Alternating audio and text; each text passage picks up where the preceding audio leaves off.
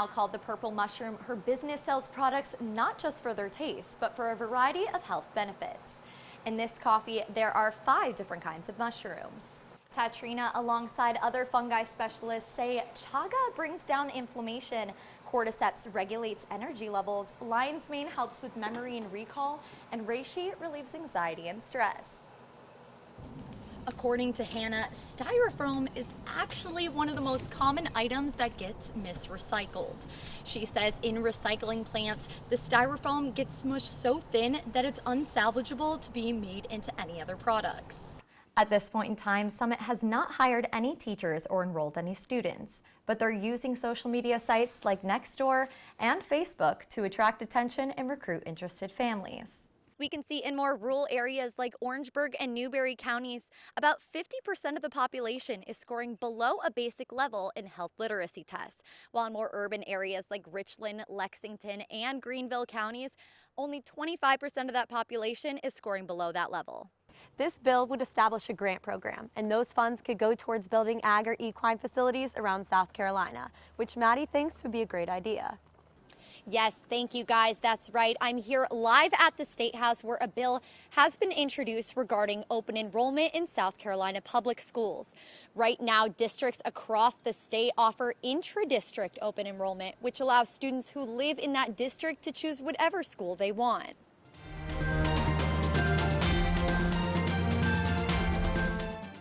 Meet Ariana and Annabella. Hi! They're twins. We adopted them from foster care. Jill and Jamie McMillan brought Ari and Bella into their home when the girls were just 4 years old, after multiple foster families and failed adoptions. They do know that we are not their birth parents. And as Ari and Bella grow older, their desire to know more about their history grows with them. They're not like filled with anxiety about it. It's more just they're just curious. So we give them bits of information, and we just are open and honest with them when they ask questions so that there's no surprises. Carolyn Abrahamson, a counselor specialized in adoption, says it's natural instinct for an adopted child to want to learn more about their birth parents. Daddy Jamie is silly sometimes. It is curiosity, but there's also kind of a need there, just to connect with those parts of yourself and who you are and how you came to be. Which is exactly what Ryan Forrest is going through after almost 22 years.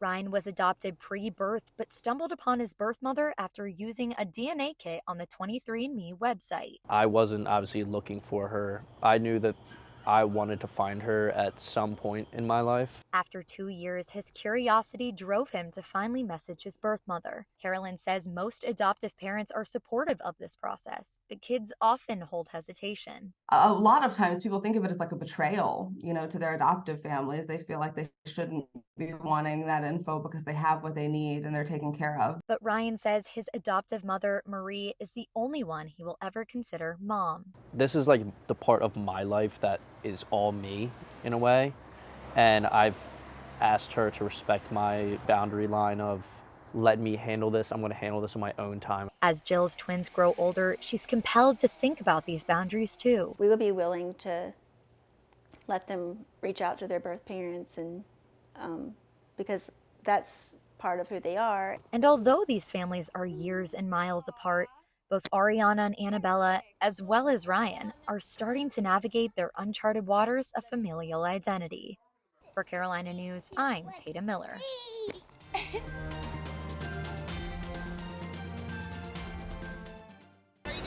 17,000 students spread across 70 different South Carolina public charter schools. But the state's about to get one more. We call it Year Zero. Year Zero of Summit Academy, a new online hybrid charter school opening in fall of 2024. And this year is just our core year. We're really just trying to build the foundation this year. Next year, we will start with students. Brian Lively is the principal of Summit Academy, who wants to change the virtual education model by adding in-person enrichment days. I don't want it to be one of those things where you get an online class and then you go sit in the corner and do your work however you want to. These enrichment days are a part of the curriculum at Tall Pines Academy, a sister charter school in Aiken. Superintendent John Payne of the South Carolina Charter School District says Summit Academy was created for the community to have another option. We choose where we worship, we choose where we shop, we choose who takes care of our health. And so it's just, we believe that the same thing is true, to give parents a choice to choose where they can send their child to school. And thankfully for Principal Lively, there's plenty of interest when it comes to staffing the school. But I will tell you that the outpouring of interest from very high quality teachers has just been overwhelming. Summit Academy takes inspiration from one of the largest high schools in South Carolina, the virtual charter school. Payne says with almost 5,000 students, the online school has maxed out enrollment, and that's why he expects success with Summit Academy. At this point in time, Summit has not hired any teachers or enrolled any students, but they're using social media sites like Nextdoor and Facebook to attract attention and recruit interested families. But as Summit Academy approaches year one, they want to make it clear that As a public charter school, we're open to anyone in the state of South Carolina. For Carolina News, I'm Tatum Miller.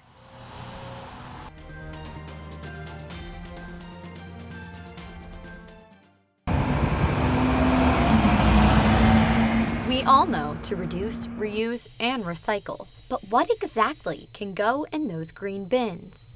Hannah Feely works with Palmetto Pride, a South Carolina organization that promotes sustainability. The average person sort of knows what you can and can't recycle. So that's why she focuses on educating the public about the do's and don'ts of discarding. According to DHEC, South Carolina alone recycled over 1.1 million tons of material in 2022. Metal was the most recycled material, followed by paper and then organic materials. But Hannah says recycling plants in more rural areas might not accept things like scrap metal if they don't have strong enough machinery, and this confuses residents. And you might work in the city of Columbia, but you live in Richland County, so you might recycle different things at work than you would at home. According to Hannah, styrofoam is actually one of the most common items that gets misrecycled. She says in recycling plants, the styrofoam gets smushed so thin that it's unsalvageable to be made into any other products. Misrecycled products like plastic bags and straws can actually damage the recycling machinery. And plastic containers that hold food can't be recycled either without getting rinsed out first. If you, throw away like a peanut butter jar or whatever, and there's still peanut butter in it, then that is considered contamination. And that can get the entire recycling bin dumped into the landfill. For Carolina News, I'm Tatum Miller.